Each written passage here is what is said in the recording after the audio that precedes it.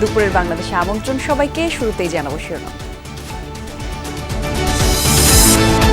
গণমাধ্যম ও সোশ্যাল মিডিয়ায় শেখ হাসিনার বিদ্বেষমূলক বক্তব্য প্রচারে ট্রাইব্যুনালে নিষেধাজ্ঞা, পুরনো বক্তব্য অনলাইন থেকে সরানোর নির্দেশ।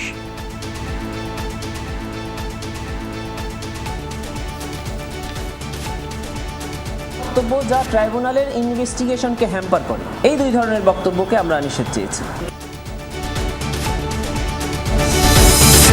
পুলিশের হাতে মরণঘাতী অস্ত্র দেয়া নিয়ে প্রশ্ন, আইজিপির চান সুষ্ঠু অস্ত্র নীতিমালা। পলাতক কর্মকর্তাদের অবস্থান জানা যায়নি এখনো।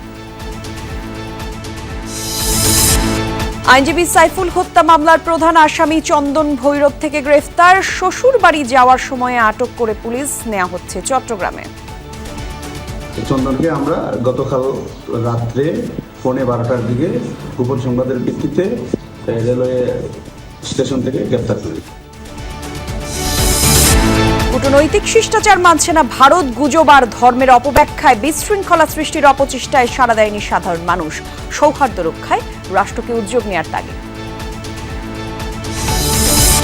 দুর্ভোগের অপর নাম মেরাদিয়া ডেমরা সড়ক। চলতি পথে প্রায় দুর্ঘটনার স্বস্তি পেতে এলাকায় ছাড়ার পাশাপাশি ব্যবসা গোটাচ্ছেন অনেকেই।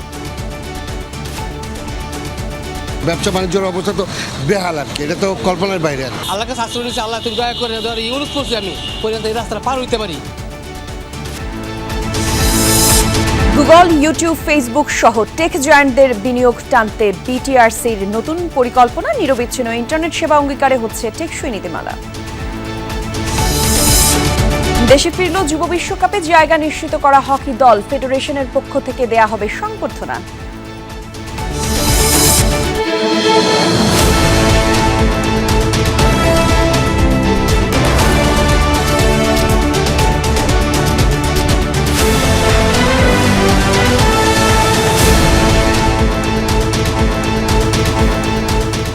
শিরোনামগুলো দেখছিলেন দর্শক। এছাড়াও দেশ বিদেশের আরো খবর নিয়ে দুপুরের বাংলাদেশে আপনাদের সঙ্গে আছি আমি জান্নাতুল কুলি। গণমাধ্যম এবং সামাজিক যোগাযোগ মাধ্যমে শেখ হাসিনার বিদ্বেষমূলক বক্তব্য প্রচারে নিষেধাজ্ঞা দিয়েছে আন্তর্জাতিক অপরাধ ট্রাইব্যুনাল। এ সময় আগের বিদ্বেষমূলক বক্তব্যগুলো সামাজিক যোগাযোগ মাধ্যম থেকে সরানোর নির্দেশ দেন আদালত। বৃহস্পতিবার সকালে ট্রাইব্যুনালের চেয়ারম্যান বিচারপতি মোহাম্মদ গোলাম মুর্তজার নেতৃত্বাধীন 3 সদস্যের বেঞ্চ এই রায় দেন। প্রসিকিউশনের পক্ষে সংশ্লিষ্ট শাখার এই আবেদন করা হলে শুনানি শেষে আদালত এই রায় দেন। এ বিষয়ে আদালত বিটিআরসি, তথ্য এবং আইসিটি মন্ত্রণালয়কে দ্রুত পদক্ষেপ নেওয়ার নির্দেশ দেন। গত কয়েকদিন ধরে সামাজিক যোগাযোগ মাধ্যমে অন্তর্বর্তী সরকার নিয়ে নানা কটূক্তি করেছেন ভারতে অবস্থানরত শেখ হাসিনা, যা বিভিন্ন সামাজিক যোগাযোগ মাধ্যমে ছড়িয়ে পড়ে। প্রসিকিউশন বলছে হেট স্পিচ বন্ধেই এই উদ্যোগ। গেল 18 নভেম্বর, জুলাই, আগস্ট গণহত্যার ঘটনায় দায়েরকৃত মামলায় সাবেক প্রধানমন্ত্রী শেখ হাসিনার বিরুদ্ধে 1 মাসের মধ্যে তদন্ত শেষ করার নির্দেশ দিয়েছেন আন্তর্জাতিক অপরাধ ট্রাইব্যুনাল। 17 ডিসেম্বরের মধ্যে দাখিল করতে হবে প্রতিবেদন। সরকার পতনের পর শেখ হাসিনা সহ সাবেক এই মন্ত্রী, এমপি এবং আইন শৃঙ্খলা বাহিনীর কর্মকর্তাদের বিরুদ্ধে গুম, হত্যা, গণহত্যা সহ 1.5 শতাধিক অভিযোগ জমা পড়েছে ট্রাইব্যুনালে। এর মধ্যে গ্রেফতার হয়েছেন 25 জন।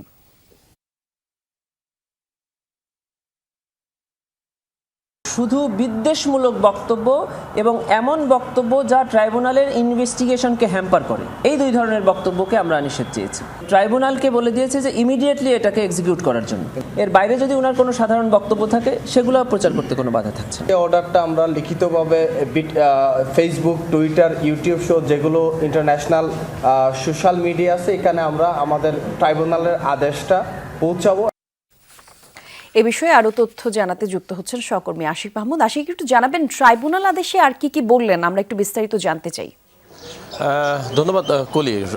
আজকে যে শেখ হাসিনার এই যে হেট স্পিচ অর্থাৎ বিদ্বেষমূলক যে বক্তব্য সেগুলো প্রচার এবং যেগুলো আছে সেগুলো সরিয়ে ফেলার জন্য প্রসিকিউশনের পক্ষ থেকে যে আবেদন করা হয়েছিল ট্রাইব্যুনালে, আদালত দীর্ঘ শুনানি হয়েছে। শুনানিতে প্রসিকিউশন তার যে বিদ্বেষমূলক বক্তব্যগুলো ছিল সেই বক্তব্যগুলো, লিখিত বক্তব্য যেগুলো ছিল বিভিন্ন পত্রপত্রিকায় ছাপা হয়েছে, সেইগুলো আসলে পড়ে শুনিয়েছে। এবং তারপরে 2 বিচারপতি অর্থাৎ ট্রাইব্যুনালের চেয়ারম্যান গোলাম মুর্তজার নেতৃত্বে 2 সদস্যের যে বেঞ্চে আজকে শুনানি হয়েছে তারা সেটিকে এই আবেদনটিকে তারা মঞ্জুর করেছে। অর্থাৎ তারা বলেছে যে এই ধরনের যে বক্তব্য মূলত তদন্ত কাজকে বাধাগ্রস্ত করে, যে বক্তব্য সাক্ষী বা যারা মামলার বাদী তাদেরকে ভয়ভীতি দেখায় বা পরবর্তীতে বিচার কাজে বাধাগ্রস্ত করবে, সেই ধরনের বক্তব্য অর্থাৎ যে কোনো ধরনের বিদ্বেষমূলক বক্তব্য বা ভয়ভীতি হুমকি দেওয়ার যে বিষয়গুলো থাকে, যে আসামি সাক্ষী এবং মামলার বাদীদেরকে হুমকি প্রদান করা হয়, এই ধরনের যে বক্তব্য আছে সেই বক্তব্যগুলো আসলে পরবর্তীতে আর যে কোনো সামাজিক যোগাযোগ মাধ্যম এবং গণমাধ্যম কোথাও আসলে প্রচার করা যাবে না। এবং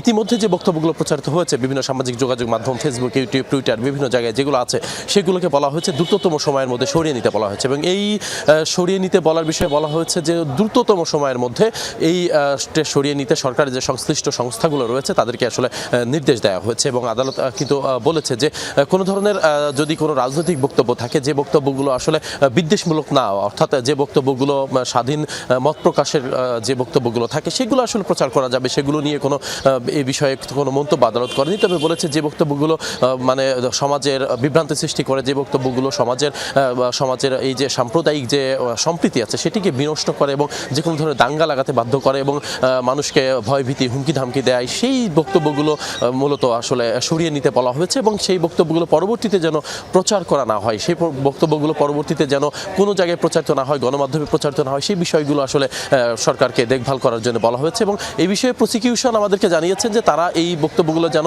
আন্তর্জাতিক কোনো প্ল্যাটফর্ম অর্থাৎ ফেসবুক, ইউটিউব, টুইটার বা যে কোনো জায়গায় যদি যেন প্রচারিত না হয় সেজন্য প্রসিকিউশনের পক্ষ থেকে তারাও বিভিন্ন সংস্থাকে চিঠি লিখবে বলেও জানিয়েছে। এবং সবাই বলছে যে আসলে যে বিদ্বেষমূলক যে বক্তব্যগুলো দিয়েই আসলে মানুষকে হুমকি দেওয়া হয়ে থাকে, সেই বক্তব্যগুলো আসলে প্রচার করা যাবে না। তবে যদি কোনো ভালো বক্তব্য থাকে, রাজনৈতিক বক্তব্য থাকে, সেগুলো প্রচারে কোনো বাধা নেই, কিন্তু এটি কিন্তু বলা হয়েছে আদেশে। কলি, ধন্যবাদ আপনাকে আশিক।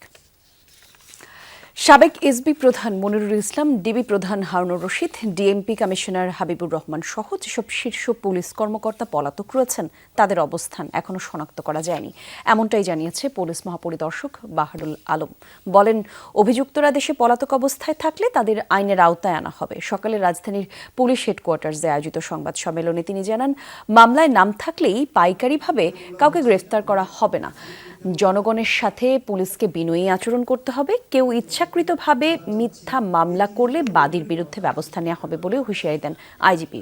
পুলিশকে কেন মরণঘাতী অস্ত্র দেয়া হলো সে প্রশ্ন রাখে আইজিপি। তিনি বলেন, এখনই সুষ্ঠু অস্ত্র নীতিমালা তৈরির সময়, কেননা মানুষের জীবন নেওয়া পুলিশের কাজ নয়। আইজিপি জানান, সুষ্ঠু নির্বাচনের পরিবেশ তৈরিতেও কাজ করছে পুলিশ বাহিনী। সবগুলো আবার পুঙ্খানুপুঙ্খরূপে পুনর্বিবেচনা করে একটা অস্ত্র নীতিমালা করা, যেখানে পুলিশ তার মূল কাজ তো জীবন রক্ষা করা, ভাই, জীবন হরণ করা তো না। সেখানে তার আর্মামেন্টোরিয়াম কীরকম হবে, আমার মনে হয় যে উই শুড ডিসাইড নাও। চট্টগ্রাম আদালতের আইনজীবী অ্যাডভোকেট সাইফুল ইসলাম আলিফ হত্যা মামলায় প্রধান আসামি চন্দনকে গ্রেফতার করেছে পুলিশ। বুধবার রাতে তাকে কিশোরগঞ্জের ভৈরব রেলওয়ে জাংশন স্টেশন থেকে গ্রেফতার করে পুলিশ। গ্রেফতারদের বিষয়টি নিশ্চিত করেন ভৈরব থানার ভারপ্রাপ্ত কর্মকর্তা মোহাম্মদ শাহিন। পুলিশ জানায়, চন্দনের শ্বশুর বাড়ি ভৈরবের মেথরপট্টিতে। গতকাল চট্টগ্রাম থেকে সন্ধ্যায় ভৈরব রেল স্টেশনে পৌঁছায় চন্দন। তথ্য প্রযুক্তির সহায়তায় তাকে গ্রেফতার করা হয়। পরে চট্টগ্রাম থানা পুলিশের কাছে তাকে হস্তান্তর করে ভৈরব থানা পুলিশ।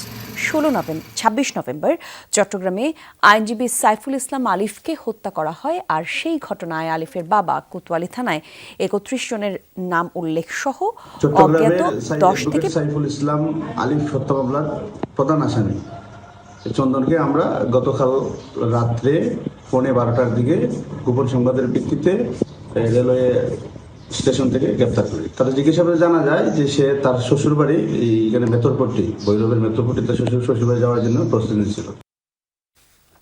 এই প্রসঙ্গে আরো কিছু তথ্য আমরা জানবো সহকর্মী আলামিন শিকদারের কাছ থেকে। সকাল থেকে এই বিষয়ে খোঁজখবর তিনি রাখছেন। আলামিন, জানাবেন, গ্রেফতারকৃত আসামি চন্দনকে কখন নাগাদ চট্টগ্রামে আনা হবে? কিছু জানতে পেরেছেন কিনা ব্যাপারে? চট্টগ্রাম থানা পুলিশ কি কিছু বলেছে?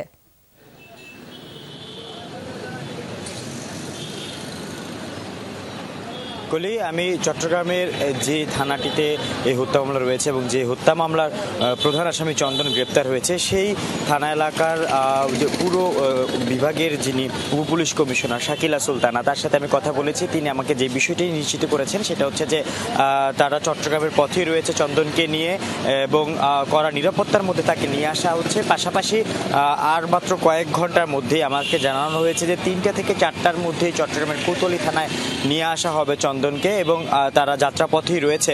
এবং যে বিষয়টি আরও জানিয়েছেন সেটা হচ্ছে যে আমি যেটা জানতে চেয়েছিলাম যে আজকেই কি তাকে আদালতে তোলা হবে কিনা, তিনি যেটা বলেছেন যে সময় সাপেক্ষের উপর আসলে এটা বোঝা যাবে যে ঠিক কোন সময় তাকে নিয়ে আসা হচ্ছে, তখন আদালত খোলা থাকছে কিনা এবং তাদের যে কার্যক্রমগুলো রয়েছে তাকে নিয়ে আসার পর সেগুলো শেষ হওয়ার পর বোঝা যাবে যে তাকে আজকে আসলে আদালতে তোলা হচ্ছে কিনা। তবে তিনি এটা নিশ্চিত করেছেন যে ঠিক 3টা থেকে 4টার মধ্যেই চন্দনকে চট্টগ্রামের যে কোতোয়ালি থানা সেই কোতোয়ালি থানায় নিয়ে আসা হবে। এবং আরও জানিয়েছেন যে চন্দন আত্মগোপনে ছিলেন এতদিন এই ঘটনার পর এবং নিজেকে বাঁচাতে এবং নিরাপদ আশ্রয়ে নিয়ে যাওয়ার জন্যই কিন্তু তিনি ভৈরবের উদ্দেশ্যে রওনা দেন চট্টগ্রাম থেকে গতকাল এবং ঠিক 7টা থেকে 7:30টার মধ্যে ভৈরবের রেল স্টেশনে তিনি নামেন এবং এরপরে তিনি অপেক্ষা করতে থাকেন ঠিক কখন রাত গভীর হবে, কারণ তখন তিনি নিজেকে অর্থাৎ অন্যদের চোখ আড়াল করে তিনি সেখানে থাকা মেথরপট্টিতে তার যে শ্বশুর বাড়ি রয়েছে সেই জায়গাটিতে তিনি গা ঢাকা দিবেন। তবে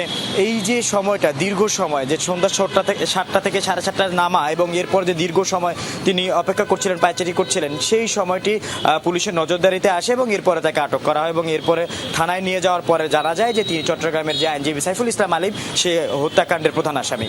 কলি, ধন্যবাদ। বাংলাদেশে নয় বরং ভারতে জাতিসংঘের শান্তিরক্ষী বাহিনী মোতায়েন জরুরি, এমন মন্তব্য করেছেন স্বরাষ্ট্র উপদেষ্টা অবসরপ্রাপ্ত লেফটেন্যান্ট জেনারেল জাহাঙ্গীর আলম চৌধুরী।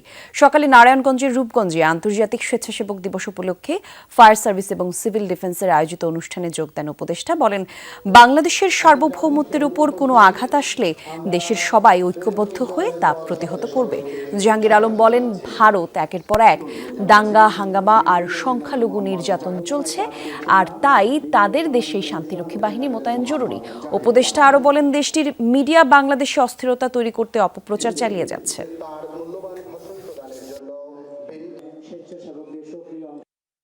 মিথ্যা ঘটনাটা প্রকাশ করতেছে, এইটা জনগণ এবং বিশ্ব মিডিয়াও এটা অ্যাকসেপ্ট করবে না। আমার মনে হয় ওনার দেশে শান্তিরক্ষী বাহিনী প্রয়োজন।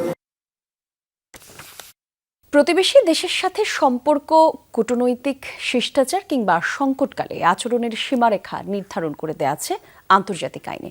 ঢাকা দিল্লির সাম্প্রতিক টানাপোড়েনে প্রশ্ন উঠেছে, ভারত এই শিষ্টাচার কতটা মেনে চলছে। বিশ্লেষকরা বলছেন, কর্তৃত্ববাদী আচরণ কেবল প্রতিবেশীর সাথে সম্পর্কে তিক্ততা বাড়ায়। দুদেশের সম্পর্ক হতে হবে স্বার্থ সংশ্লিষ্ট এবং পারস্পরিক সম্মানের ভিত্তিতে। গুজব, অপপ্রচার বা অস্থিতিশীল পরিস্থিতি শুধু প্রতিবেশী রাষ্ট্রের সাথে দূরত্ব বৃদ্ধি করবে, এমনটা সতর্ক করেছেন তারা। আহমেদ রেজা জানাচ্ছেন বিস্তারিত। বিভিন্ন দেশের বন্ধুত্বপূর্ণ সম্পর্ক উন্নয়ন ও কূটনৈতিক সম্পর্ক জোরদারে 1961 সালে অস্ট্রিয়ার রাজধানী ভিয়েনায় এক সম্মেলনের মাধ্যমে একটি চুক্তি স্বাক্ষর করেন বিশ্ব নেতারা। কূটনৈতিক সম্পর্ক ও আচরণ বিষয়ক এই চুক্তি Vienna convention on diplomatic relations নামেও পরিচিত। চুক্তিটিতে মোট 53টি ধারা রয়েছে। স্বাক্ষরকারী রাষ্ট্রসমূহ যেগুলো সব সময় মেনে চলার চেষ্টা করে। কোনো দেশ ওইসব ধারার পরিপন্থী কাজ করলে সেটাকে চুক্তির বরখেলাপ হিসেবে বিবেচনা করা হয়। বিশেষ করে চুক্তির 22 নম্বর ধারায় বলা আছে, কূটনৈতিক মিশনের নিরাপত্তা বিধান করতে হবে স্বাগতিক দেশকেই। সেখানে কোনো প্রকার হামলা, ক্ষতি, শান্তি নষ্ট বা মর্যাদাহানি যেন না হয় সে বিষয়ে স্বাগতিক দেশ প্রয়োজনীয় ব্যবস্থা গ্রহণ করবে। সম্প্রতি ভারতের আগরতলার সহকারী হাইকমিশনে হামলার ঘটনার পর প্রশ্ন উঠেছে, ভিয়েনা কনভেনশন চুক্তি রক্ষায় কতটুকু আন্তরিক ভারত। This cannot be an isolated incident, কারণ এর ইমিডিয়েট আগে ডেপুটি হাই কমিশনারের অফিস ইন ক্যালকাটা সেখানে হয়েছে। এইটা হওয়ার পরপরই তাদের উচিত ছিল যে আমাদের আগরতলা, দিল্লি, অন্যান্য জায়গাতে আরও সিকিউরিটি যে অ্যারেঞ্জমেন্ট যেগুলো আছে এটাকে বাড়ানো, কিন্তু এটা হয়নি। ভিডিও ফুটেজ যেটা আমরা দেখলাম, যে সিকিউরিটি এলিমেন্টস যারা ছিল তাদের বডি ল্যাঙ্গুয়েজ এমন একটা ভাব দিয়েছে যে they allowed them to do this. আগরতলায় যে বাংলাদেশের এমবাসির উপরে, কনসুলেটের উপরে আক্রমণ হলো, ওই জায়গাটা কিন্তু বাংলাদেশের উপর আক্রমণ আমি ধরে নিতে হবে। This is international norms. বিশ্লেষকরা মনে করছেন প্রতিবেশী দেশের এমন অনাহুত আচরণে সংকট বাড়ছে দুই দেশের মধ্যে।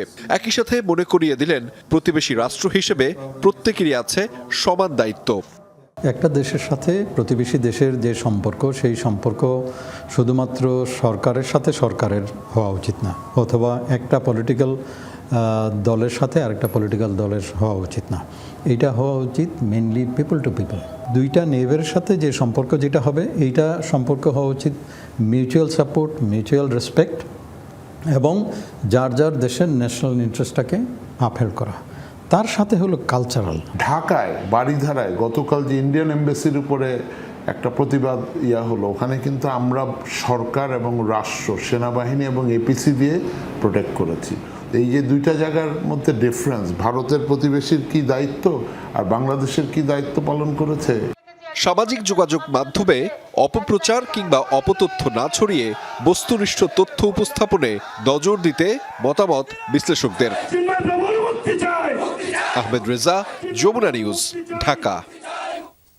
সাম্প্রদায়িক সম্প্রীতিতে থামেনি ব্যক্তি স্বার্থের আঘাত। ধর্মের অপব্যাখ্যা, গুজব রটিয়ে তৈরি করা হয় বিশৃঙ্খলা। সব ধর্মের মানুষই মনে করেন প্রকৃত ধর্মীয় শিক্ষা, সৌহার্দ্যে ভাঙতে পারে এসব জটিলতা। রাষ্ট্রেরও রয়েছে দায় দায়িত্ব।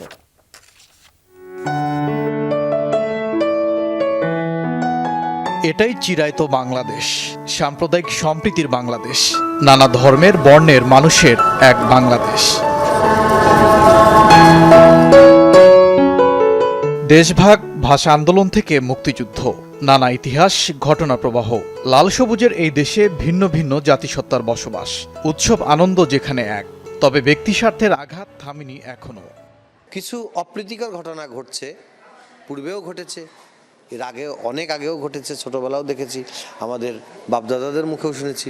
এই অপ্রীতিকর ঘটনাগুলো সবসময় ঘটে থাকে, যেগুলো আমাদের কারোরই কাম্য নয়। যে সম্প্রদায় পরস্পরের মধ্যে মারামারি, হানাহানি এবং একে অপরকে দোষারোপ করা, গালিগালাজ করা, এই সকল কাজে যারা জড়িত হবে তারা আল্লাহর রহমত থেকে এবং সেই জাতি আল্লাহর রহমত থেকে দূরে।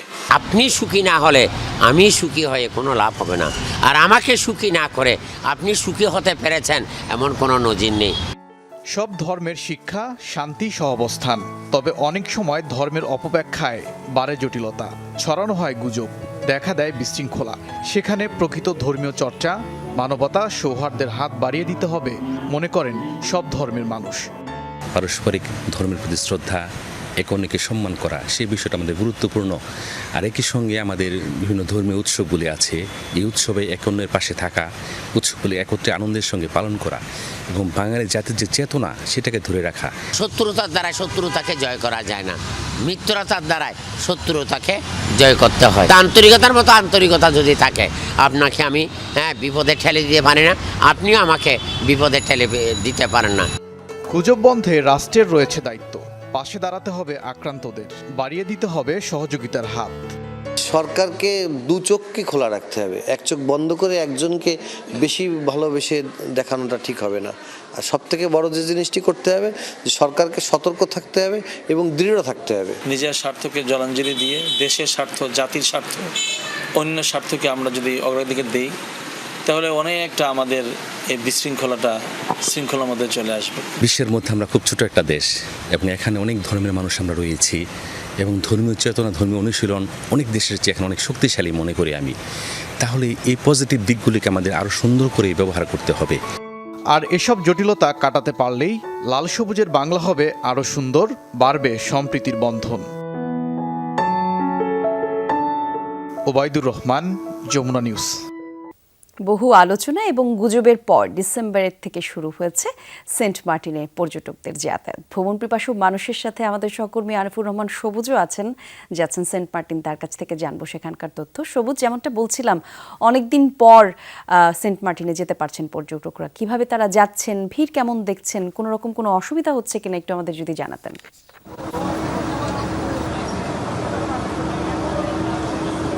কলি মূলত এর আগে যেটি হতো বা আগের বছরগুলোতে যেটি হতো মূলত টেকনাফ থেকে সেন্ট মার্টিনগামী যে জাহাজগুলো ছিল সেই জাহাজগুলো টেকনাফ থেকে ছাড়তো এবং সেই যাত্রার সময়টা ছিল 3 ঘন্টা। তবে নতুন যে নিয়ম হয়েছে বা টেকনাফ রুটের যেই কিছুটা প্রতিবন্ধকতা রয়েছে, নাম্বার সংকট রয়েছে, সেখানে মিয়ানমারের অভ্যন্তরীণ যে সংঘাত, সেই সংঘাতের কারণে কিছুটা নিরাপত্তাহীনতা রয়েছে। সে কারণে এইবার জাহাজ চলাচল হচ্ছে মূলত কক্সবাজার থেকে এবং এই যাত্রায় মূলত 3টি জাহাজ এবার পর্যটকদের আনা নেওয়ার জন্য অনুমতি পেয়েছে। তবে এখন পর্যন্ত যেহেতু 5 দিন হয়ে গিয়েছে, সেই 5 দিনের মধ্যে যেভাবে এই সময়টাতে যেরকম পর্যটক থাকার কথা বা যেই রকম থাকে 3 থেকে 4 হাজার বা 5 হাজার, এখন পর্যন্ত যেহেতু 5 দিন এই ভ্রমণ পিপাসুদের জন্য ভ্রমণের জন্য সেন্ট মার্টিন দ্বীপটি খুলে দেওয়া হয়েছে, কিন্তু এই 5 দিনে সেই রকম আসলে পর্যটকদের মধ্যে যে সাড়া পড়ার কথা সেই সাড়াটি এখন পর্যন্ত দেখছি না। এই 5 দিনে গড়ে যদি বলি, যদিও 2000-এর মতো নতুন যে নিয়ম সরকারের, সেই নিয়ম অনুযায়ী নিবন্ধনের মাধ্যমে 2000 পর্যটক যেতে পারবেন, কিন্তু এখন পর্যন্ত এই 5 দিনে কোনো দিন 650, কোনো দিন 700 বা 1000-এর নিচে, অর্থাৎ অর্ধেকেরও কম নিবন্ধিত যে সংখ্যাটি সর্বোচ্চ, সেটির অর্ধেক যাত্রী আসলে যাচ্ছেন। এবং এটির মূলত যেই কারণ বলা হচ্ছে এই খাত সংশ্লিষ্টরা, তারা বলছেন যে যেই 14টি বিধিনিষেধ কথা বলা হয়েছে বা বিধিনিষেধের কথা বলা হয়েছে, সেই বিধিনিষেধগুলো মূলত ট্রাভেল পাস বা নিবন্ধন করতে হবে, সেই জায়গায় আসলে যারা পর্যটক তারা কিছুটা বিভ্রান্তির মধ্যে পড়েছেন। এর পাশাপাশি অন্যান্য যে বিধিনিষেধ বা যে নিয়মগুলোর কথা বলা হয়েছে, সেটাকে ঘিরে বেশ কিছুদিন ধরে নানা ধরনের গুজব রয়েছে, সেটি নিয়েও আসলে মানুষের মধ্যে কিছুটা বিভ্রান্তি আছে। সেই কারণে পর্যটকের সংখ্যা কিছুটা কম। এর পাশাপাশি যেটি প্রথমেই বলছিলাম, যে রুটটা যেহেতু পরিবর্তন করা হয়েছে এবং এই রুট পরিবর্তনের কারণে আগে যেখানে 3 ঘন্টায় সেন্ট মার্টিনে পৌঁছানো যেত, এখন সেই সময়টি লাগছে 6 ঘন্টা। এতে যারা পর্যটক সেখানে থাকতে পারছেন সর্বোচ্চ 2 দিন, 6 ঘন্টা যেতেই সময় লাগছে, আবার ফিরতে 6 ঘন্টা সময় লাগবে। সেক্ষেত্রে এই যে সময়টি, সেই সময়টি কিছুটা কমে যাওয়ার কারণে পর্যটকদের আগ্রহটা আসলে যেভাবে আগে ছিল সেন্ট মার্টিন ভ্রমণের ক্ষেত্রে, এখন সেই আগ্রহটা কিছুটা কমেছে, যার কারণে এই যে পর্যটকের সাড়া সেটি তেমনভাবে পড়েনি। তবে যারা এই খাত সংশ্লিষ্ট তারা বলছেন, যেহেতু সামনে সময় আছে, বিভিন্ন দিবস কেন্দ্রিক ছুটি রয়েছে, সেই ছুটিগুলো কেন্দ্রিক এই সেন্ট মার্টিনের যে ভ্রমণ পিপাসুদের ঘিরে যে আগ্রহ, সেই আগ্রহটা বাড়বে এবং তাদের যে ব্যবসা এতদিন ধরে হয়নি, সেই ব্যবসাটি আসলে জমে উঠবে। কলি, ধন্যবাদ আপনাকে সবুজ। সবার যাত্রা নিরাপদ হোক। ভারতের মুখাপেক্ষী না হবার আহ্বান জানিয়েছেন বিএনপির সিনিয়র যুগ্ম মহাসচিব রুহুল কবির রিজভী। বলেছেন, ভারত না দিলে বাংলাদেশিরাই আদা রসুন চাষ বাড়াবে। জাতীয় প্রেস ক্লাবের সামনে দেশীয় পণ্য কিনে হও ধন্য শীর্ষক অনুষ্ঠানে এসব কথা বলেন রিজভী। বলেন, বাংলাদেশের মানুষ মাথা নত করবে না, ভারত বিনা পয়সায় চিকিৎসা দেয় না বলেও মন্তব্য করেন তিনি। রিজভী বলেন, ভারত বাংলাদেশ বিরোধী নানাবিধ প্রচার চালাচ্ছে, বাংলাদেশিরা না যাওয়ায় কলকাতার নিউ মার্কেটে ব্যবসায়ীরা ক্ষতিগ্রস্ত বলেও মন্তব্য করেন তিনি। বিএনপির এই নেতা বলেন, ভারত যা বলবে তা শেখ হাসিনার মতো 2-1 শুনলেও কোটি কোটি মানুষ তা শুনবে না। নিষ্ঠুর হাসিনাকে পছন্দ করলেও ভারত বাংলাদেশের মানুষকে পছন্দ করে না বলে মন্তব্য করেন তিনি। বলেন, জাতির সংকটকালে সবাই ঐক্যবদ্ধ হয়ে আগ্রাসন ঠেকাবে। নানা উস্কানি দিলেও বাংলাদেশের মানুষ তাতে পা দেয়নি, কেননা পার্শ্ববর্তী দেশের অপচেষ্টা জাতি ধরে ফেলেছে। এ সময় নিজের স্ত্রীর ভারতীয় শাড়ি ছুঁড়ে ফেলেন রিজভী। যারা আমাদের স্বাধীনতাকে শ্রদ্ধা করে না, যারা আগরতলায় বাংলাদেশের পতাকাকে নেমে ছিঁড়ে দেয়, আমরা তাদের দেশের পণ্য বর্জন করব। যদি আমাদের জায়গা না থাকে, আমরা ছাদের উপর মরিচ লাগাবো, আমরা বাড়ির উঠোনের মধ্যে আমরা পেঁপে গাছ লাগাবো, আমরা পেঁয়াজ লাগাবো, তাও আমরা ওদের মুখাপেক্ষী হব না। শেখ হাসিনা ভারতে অবস্থান করে উগ্রবাদীরা উৎসাহ পাচ্ছে বলে মন্তব্য করেছেন বিএনপি চেয়ারপারসনের উপদেষ্টা জয়নুল আবেদিন ফারুক। দুপুরে জাতীয় প্রেস ক্লাবের সামনে ভারতীয় আগ্রাসন বিরোধী প্রতিবাদ সভায় যোগ দেন তিনি। বলেন, হিন্দু মুসলমান দাঙ্গা সৃষ্টি করার উস্কানিদাতারা পক্ষ নিয়েছে ভারত। বাংলাদেশের বিরুদ্ধে যে কোনো অপতৎপরতার জবাব দিবে জনগণ। বিএনপি এই নেতা বলেন, ফ্যাসিস্টের দোসররা এখনও সরকারের গুরুত্বপূর্ণ জায়গায় রয়েছে। অন্তর্বর্তী সরকারকে অস্থিতিশীল করার চক্রান্তের অংশ হিসেবে আগরতলায় সহকারী হাইকমিশনে হামলা হয়েছে। বাংলাদেশ নিয়ে আর নাক না গলাতে ভারতের প্রতি হুঁশিয়ারি করেন জয়নুল আবেদিন ফারুক। সাবেক বিরোধী দলীয় চিফ হুইপ মনে করেন, সকল ষড়যন্ত্র রুখতে হলে নির্বাচিত জনপ্রতিনিধি দরকার। এজন্য অবিলম্বে সংসদ নির্বাচনের রোডম্যাপ ঘোষণার দাবি জানান তিনি। যারা বলেছে খেলা হবে তারা এখন আর নাই।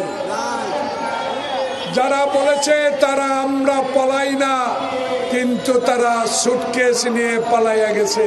জনগণ বাংলাদেশের মনে করে, যদি শেখ হাসিনা 5 আগস্টের পর এই মোদির পদতলে আশ্রয় না নিত, তাহলে আজকে এই ঘটনাগুলো ঘটতো না। দুর্নীতি, চাঁদাবাজি, ঘুষ এখনো বন্ধ হয়নি। এগুলো বন্ধ করতে না পারলে এই সরকারের ব্যর্থতার পরিচয় দিচ্ছে বলে মন্তব্য করেছেন এলডিপির সভাপতি অবসরপ্রাপ্ত কর্নেল অলি আহমেদ। সকালে মগবাজারে এলডিপির কেন্দ্রীয় কার্যালয়ে এক সংবাদ সম্মেলনে তিনি বলেন, বর্তমান সরকারের অনেক বেসামাল। দেশ সঠিকভাবে পরিচালনার জন্য তাদের আগে নিয়ন্ত্রণ করতে হবে। বিভিন্ন পদে ফ্যাসিবাদীদের দোসররা পদায়ন করা হচ্ছে বলে অভিযোগ করেন অলি আহমেদ। বলেন, এভাবে কাঙ্ক্ষিত লক্ষ্য অর্জিত হবে না। পুলিশ সহ আইন শৃঙ্খলা বাহিনীর দায়িত্ব পালন না করলে কঠোর ব্যবস্থা নেওয়ার আহ্বান জানান তিনি। অলি আহমেদ বলেন, যারা স্বৈরাচারকে নিরাপদে থাকার সুযোগ করে দেয় তারা বাংলাদেশের বন্ধু নয়। মমতার বক্তব্যের বিষয়ে তিনি বলেন, ভারতের মুসলিমদের ওপর যে অত্যাচার হচ্ছে সেজন্য বরং সেখানেই জাতিসংঘ শান্তিরক্ষী বাহিনী মোতায়েন করা উচিত। চাঁদাবাজদের হাত থেকে এখনো মুক্ত হয় নাই।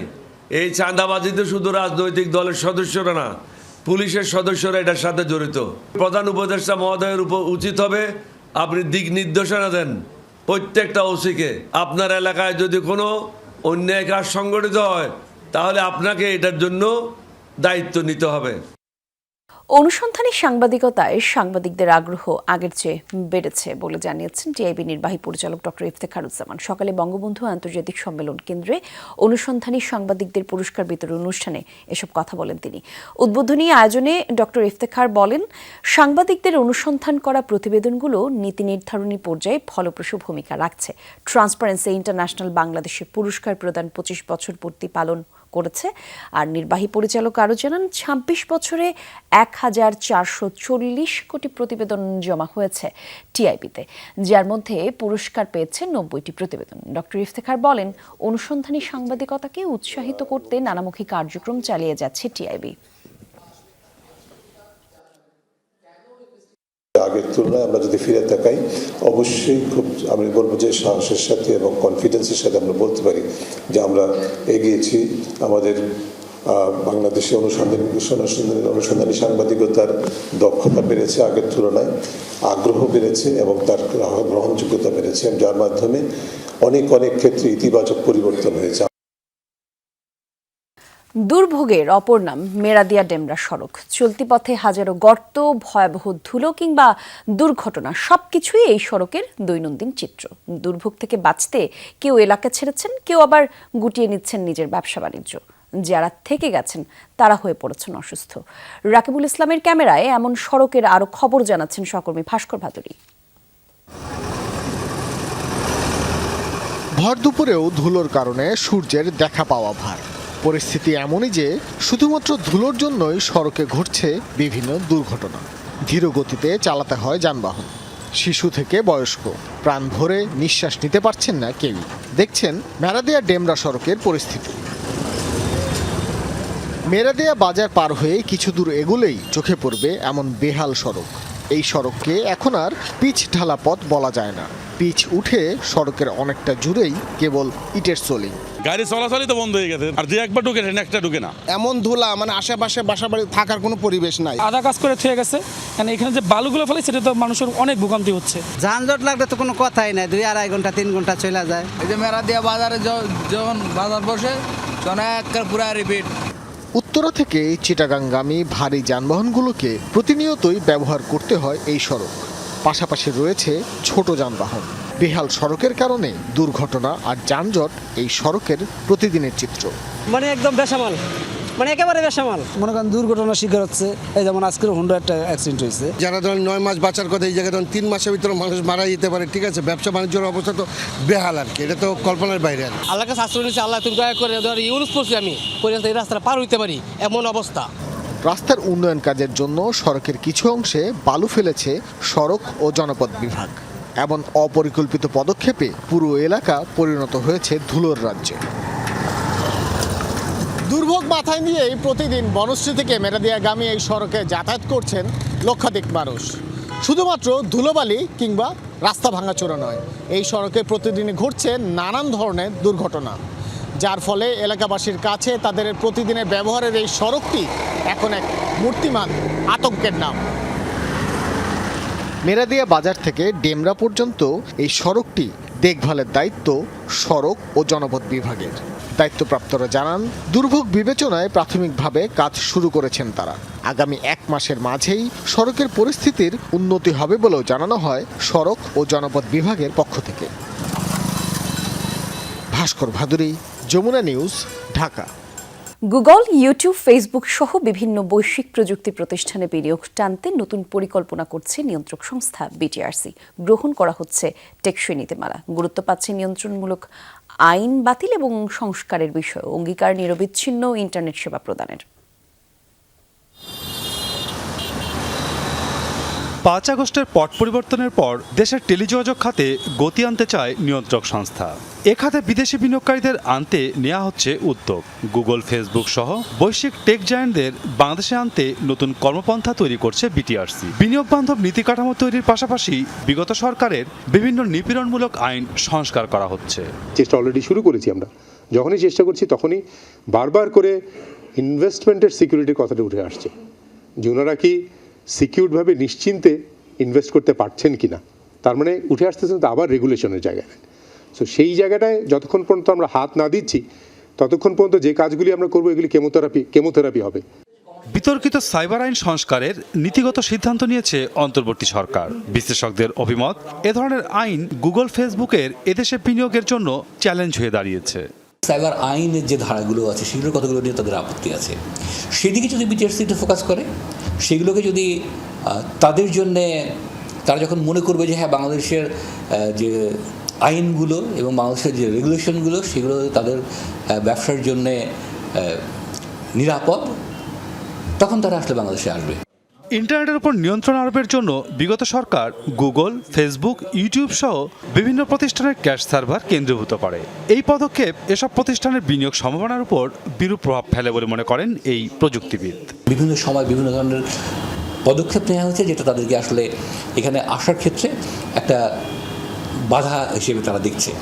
তার প্রথম একটা জায়গা হচ্ছে যে আমরা মাঝখানে একদিন আমাদের বললাম যে সবগুলো ক্যাশ সার্ভিস সেন্ট্রালাইজ করতে হবে, যেটা সবাই চায় যে ক্যাশ আসলে থাকবে একদম গ্রাহকের দ্বার প্রান্তে, যেটা ছিল সেটাকে আমরা সরিয়ে ফেললাম। হ্যাঁ, সেখানে হয়তো বা একটু শৃঙ্খলা আনার প্রয়োজন ছিল, কিন্তু যেভাবে করা হয়েছে সেটা আসলে কোনো হ্যাকার্সরা পছন্দ করেনি বিষয়টাকে।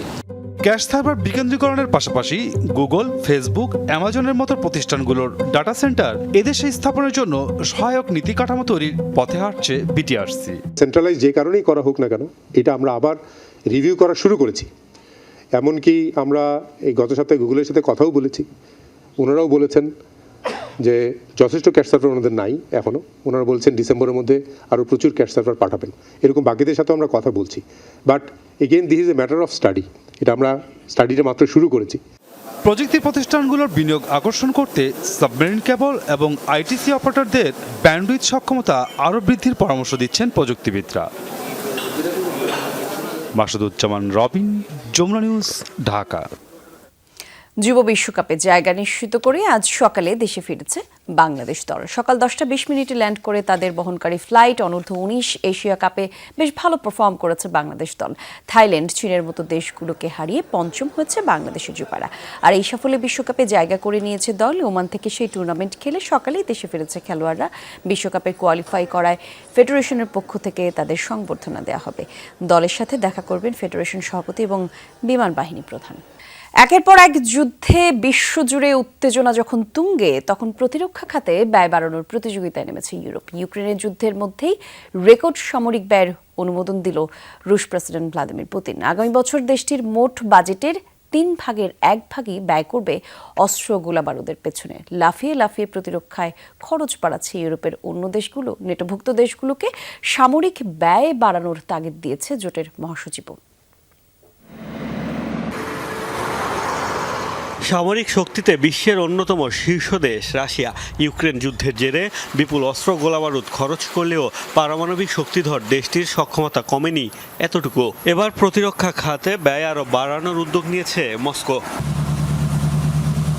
আগামী 3 বছরের বাজেট অনুমোদন দিয়েছেন রুশ প্রেসিডেন্ট ভ্লাদিমির পুতিন, যেখানে 2025 সালে প্রতিরক্ষা খাতে ব্যয় ধরা হয়েছে $126 বিলিয়ন, যা পুরো বাজেটের 32.5%।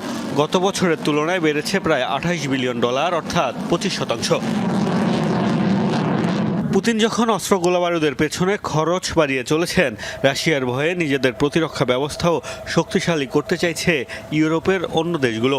ইউরোপিয়ান ডিফেন্স এজেন্সির প্রতিবেদন বলছে 2023 সালে প্রতিরক্ষা খাতে $279 বিলিয়ন খরচ করেছে ইউর সদস্য দেশগুলো, যা আগের বছরের চেয়ে 10% বেশি। বলা হচ্ছে চলতি বছর এই ব্যয় বেড়ে দাঁড়াবে $326 বিলিয়ন। সামরিক ব্যয় বৃদ্ধির তোড়জোড় শুরু করেছে যুক্তরাষ্ট্রের নেতৃত্বাধীন সামরিক জোট ন্যাটো। জোটের মহাসচিবের দাবি, সদস্য দেশগুলোকে প্রতিরক্ষা খাতে জিডিপির 2% খরচে যে লক্ষ্যমাত্রা দেওয়া হয়েছে তা যথেষ্ট নয়। আগেও বহুবার বলেছি, আমার বিশ্বাস প্রতিরক্ষা খাতে জিডিপির 2% খরচ করা যথেষ্ট নয়। আমার ধারণা নেটোর অনেক সদস্যই এখন বিষয়টি অনুধাবন করতে পারছে। বর্তমান পরিস্থিতিতে আমাদের যা আছে তা আপাতত হয়তো আত্মরক্ষার জন্য যথেষ্ট, তবে ভবিষ্যতের কথা চিন্তা করে ব্যয় বাড়াতে হবে। দ্বিতীয় বিশ্বযুদ্ধের পর ইউরোপের সবচেয়ে বড় সংঘাত ইউক্রেন যুদ্ধ। এর জেরে সামরিক ব্যয় বৃদ্ধির দিকে নজর দিয়েছে দেশগুলো। বিশ্লেষকরা বলছেন, পরাশক্তিদের অস্ত্র গোলাবারুদ তৈরির এই প্রতিযোগিতা তৈরি করছে বড় ধরনের সংঘাতের ঝুঁকি। মোস্তফা মাহমুদ, যমুনা নিউজ। দুপুরের বাংলাদেশের প্রথম ঘন্টা থেকে আমি বিদায় নিচ্ছি। পরের ঘন্টার খবর ঠিক দুপুর 2টায় দেখার আমন্ত্রণ রইল। ধন্যবাদ সবাইকে।